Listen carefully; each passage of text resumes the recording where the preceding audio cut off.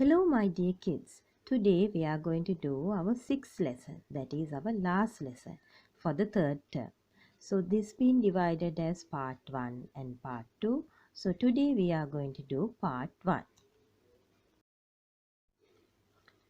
The main physical features of the area where the school is located. So, the school is located in a plain area. Then, river that flows closest to the school is Kalani River. Then during heavy rain seasons it overflows and causes floods. The soil gets fertile due to floods. Then mostly clay soil is found in the area. Location of Sri Lanka. Sri Lanka is an island. All of you know that. In the Indian Ocean to the south of the Asian continent. And it is separated from India by a narrow stretch of water called Pork Strait. It is only 32 kilometers in width. So it is located between the 5° north latitude and 10° north latitude and 79° east longitudes and 82 east longitudes. One which goes on the horizontal way we call as latitudes and one which goes on the vertical way we call as longitudes. So these longitudes and latitudes we marked on a world map. Then we are going to find the countries closest to our country. So north, that is India. Then south, you can't find any country. So that is the Indian Ocean. Then east, Thailand, Malaysia and Singapore. Then west, African countries. So all these we marked on a world map. Piduruthalagala is the tallest mountain in Sri Lanka at 2,524 meters. Then Mahaveli River is 335 kilometers, ranking as the longest river in Sri Lanka. And Bambarakanda Fall is the tallest waterfall in Sri Lanka. Then country has a maximum length of 432 kilometers and maximum width of 224 kilometers. The reliefs of Sri Lanka. The surface of Sri Lanka is not the same. Some places are flat, some places are hilly, and some places are marshy. So these variations in the ground are called reliefs. So this is divided into 3 relief zones. So the first one is the coastal plain, then the interior plain or the peneplain, then the final third relief zone is the central hill country or central highland.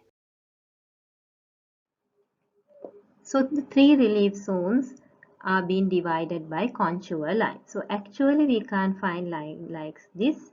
So for us to find the places easily, it's been divided into these contour lines. So from 0 to 30 meter contour line, that means from sea level to 30 meter contour line, we marked as a coastal plain and we color that from yellow color.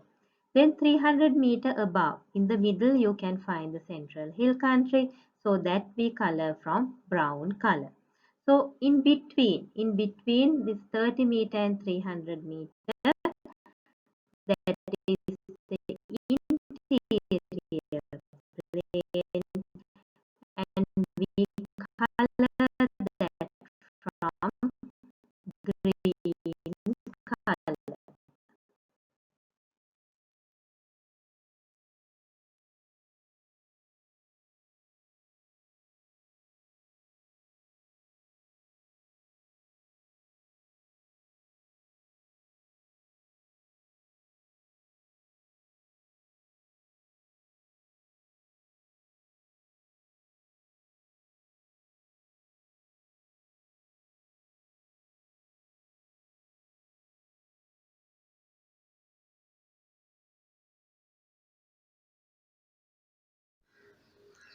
The coastal plain.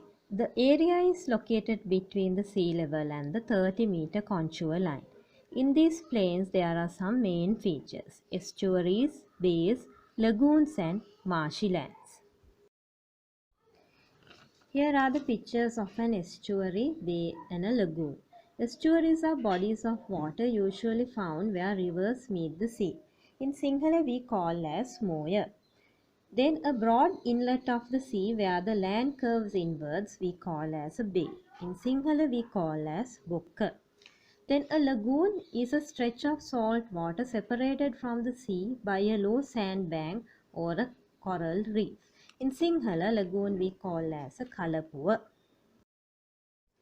Then the interior plains. These plains are found between the 30-meter contour line and 300-meter contour line. It is different from the coastal plain due to residual hills. Central Hill Country. The general elevation of this plain is 300 meter and above.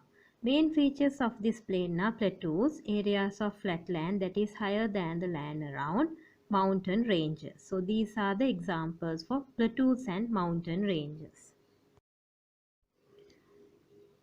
Waterfalls. Rivers, when they leap down from a plateau, they form waterfalls. Mahaveli joins the sea at Trincomalee. Kalani joins the sea at Colombo. Kalu joins the sea at Kalutara. Walave joins the sea at Ambalanthota. So all these four rivers originate at Adams Peak. Here are the features of Central Hill Country. Soil erosion. The top layer of soil is very useful. It contains moisture and nutrients which are necessary for the growth of plant. So soil from the hills get washed away due to rain, and soil is also blown away from the plains and hills by the force of the wind. So wearing away of soil by water or wind is called soil erosion.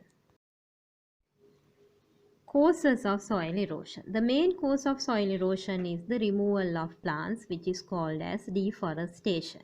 Then flowing water carries away the topsoil, wind blows away exposed soil to far off places, the heat of the sun dries up the soil, and people clear lands of slopes for cultivation without using proper methods.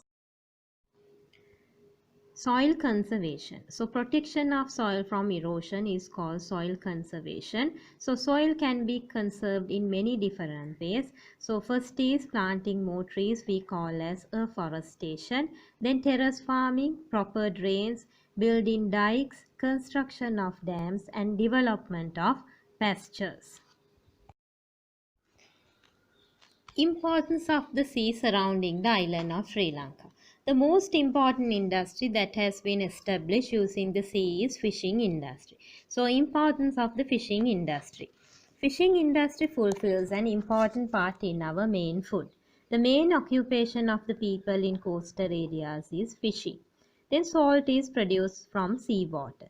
Sea is used as a major mode of transport. Importance of wind. Movement of air causes wind. The moving air is useful for many purposes. To send kites up in the air, for dispersal of seeds, that means taking seeds from one place to another place, then get rid of empty paddy seeds, that means paddy winnowing. To check the wind direction, the indicators are used, and finally to keep our body cool. So my dear kids, take care and see you soon. Thank you.